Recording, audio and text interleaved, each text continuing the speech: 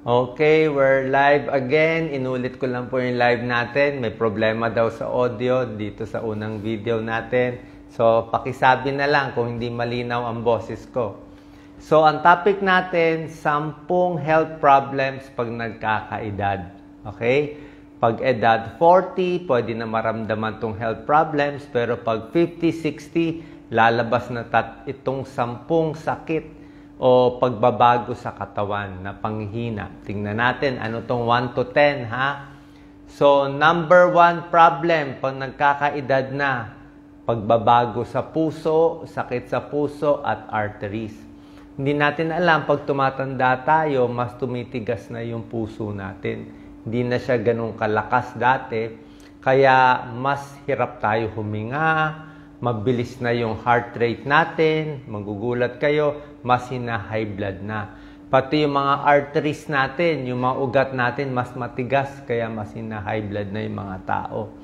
So, yan ang binabantayan. So, kailangan natin regular exercise, diba? Yung diet na lagi ko tinuturo, bawas baboy baka, tigil sigarilyo, sapat na tulog, at maintenance medicine kung kailangan. Kasi yung puso nga, nagbabago. Mas hirap pag tumatanda tayo. Number 2, health problem. Pag nagkakaedad, mas mahina ang bones, joints, and muscle. Diba? Pag bata ka, tigas ng buto natin. Kahit matumba ka, walang problema. Pero pag nagkakaedad, yung buto natin, mas mahina na siya. So, humihina yung bones natin. Kaya nga ang payo natin, bago mag 30 years old, dapat kompleto na kayo sa vitamin D at calcium. So pag wala pang 30 years old, dun na kayo kumain ng maraming gatas, dairy products, calcium supplement, broccoli, salmon, tofu. Basta may mga calcium, dilis para tumigas na yung buto. Kasi pag matanda na, 40, 50, 60, numinipis yung buto. Kaya pag natumba ang may senior, pwede siya biglang bumagsak. Diba? At pampatigas ng buto, konting exercise, konting weights, 4 pounds, 5 pounds, walking, jogging, lahat yan. Kasi mas natatagtag yung buto, mas tumitigas siya. Okay? So yung muscle din, lumiliit pag tumatanda.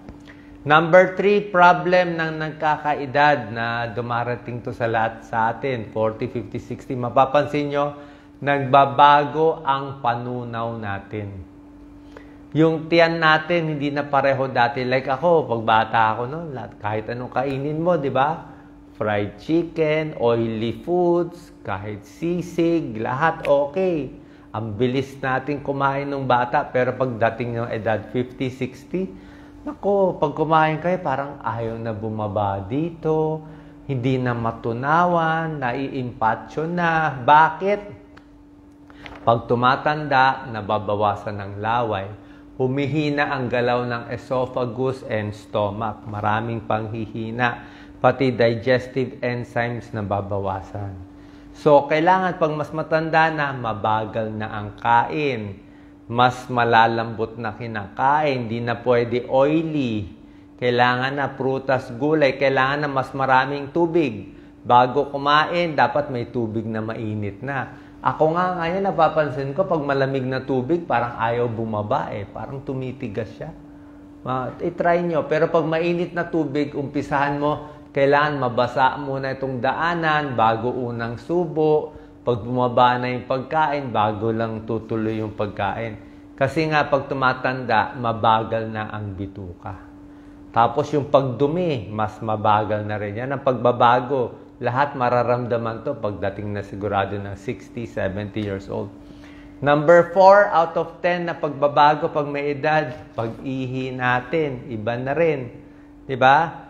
Yung dati, madalang tayo umihi. Diba? Ngayon, every hour, ihi ng ihi. Sa gabi, gigising 1 beses, 2 beses para umihi. Pagka-ihi mo, naiihi na naman. Bakit? Yung bladder natin, yung pantog, mas lumiliit. Maliit na lang. Dati, kaya 500 cc ng ihi. Ngayon, 200 cc na lang. 100 cc, naiihi na. Kumbaga sa goma, mahina na yung yung pag-contract ng bladder. Tapos hindi pa maubos lahat ng ihi. Pagka-ihi mo, may natitira na mga 80 cc urinary retention, mamaya.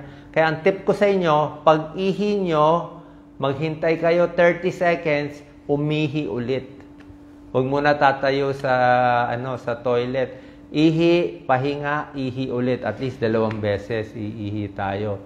So, maintain a healthy weight para dyan sa pag-ihi. Number 5, importante din yung utak natin at yung memory. Humihina po pag tumatanda tayo. Okay? Mas nakakalimutan na, hindi na alam yung sasabihin. Alzheimer, saan ba iniwan yung cellphone, yung gamit. Kailangan more circulation para sa utak, diba? So, for more circulation, exercise, mentally active, talk to friends, diba? Kailangan may kinakausap para walang depression, mag-volunteer, gagamutin yung high blood, high cholesterol, diabetes. Gamitin ang utak para hindi mapurol. Kung utak, parang muscle yan. Pag di mo ginagamit ng utak, kaya kahit mag-retire, gawa ka pa rin ng gawa. Usap ng usap. Pag walang kausap, matutuliro yung utak. Number 6 out of 10, nangihina. Siyempre, mata and tenga, obviously. Hindi na makakita sa gabi. Sa gabi, lalo na pag madilim, di ba? Hindi ka na makakita, baka matumba ka. Kaya lagyan ng ilaw sa gabi. May konting night light para hindi ka mabangga, hindi ka matumba. Pag matanda, wala na ring balance, di ba? So, kulang pang-dinig natin, mahina na, may katarata pa, nag-audio, may problema sa hearing loss, di ba? Check up sa mata, check up sa tenga. Okay? Number 7, ito importante. Ipin. Huwag niyong hahayaan na mapingot at mabungi ang ipin niyo. Kasi oras na mabungi tayo, tapos mahirap magpustiso o maglalagay ng implant, oras na maubos yung ipin natin, magkukulang ang nutrisyon natin. So, paano kakain? Wala ka nang gana kumain, hindi ka na makanguya. So, pag walang ipin pang nguya, ay lalong manghihina yung katawan. So, kailangan check up, toothbrush, floss daily. Number 8, pag tumatanda, syempre kukulubot. No? Wala tayong magagawa dyan. Kukulubot, makakalbo, mamumuti ang buhok, ang balat, nangingitim dito, mabilis maggasgas. Syempre, nababawasan yung mga collagen. Less fatty tissue, less elastic, maraming wrinkles, maraming age spots. Ayan, wala naman akong makeup. Maraming skin tag, yung mga balat-balat. So, maligo, mild soap, moisturizer, mag-sunblock, wag masyado magpa-araw, tapos maglo-lotion. Sabi ko, kahit murang lotion, kahit ano lang, Johnson, kahit anong lotion gusto nyo. Basta kailangan, kasi pag tumatanda, kulang na nga oil natin, nagda-dry na lahat yan, dry. So, lagyan ng lotion. Gusto nyo yung mga moisturizer? Pwede. Pero hindi naman kailangan ganun kamahal. Number 9, nangyayari pag may edad, tumataba. Lumalaki ang tiyan, lumiliit ang muscle, paano mabagal ang metabolism. Tandaan nyo, kung bata kayo, kaya mo kumain 2 platong kanin, tsaka ulam, di ba? Every day. Kasi bata ka, marami kang energy requirement, mabilis galaw mo.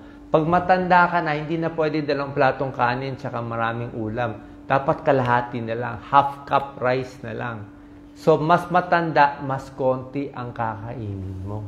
Kung hindi tataba ka na. So, less food, more water pag tumatanda. Less carbohydrates, konti na lang yung carbo, more protein para lumakas. And number 10, pag tumatanda, syempre, mahina na sa sex, pagtatalik, alam nyo na yan. Pag lalaki, impotent na, hindi na kaya, masakit na ang likod.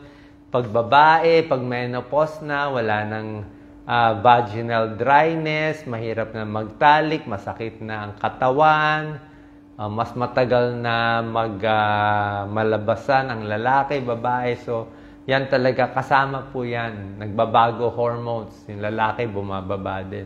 Alam ko maraming magyayabang na okay pa sila, pero iba yung yabang sa social media, iba yung actual eh.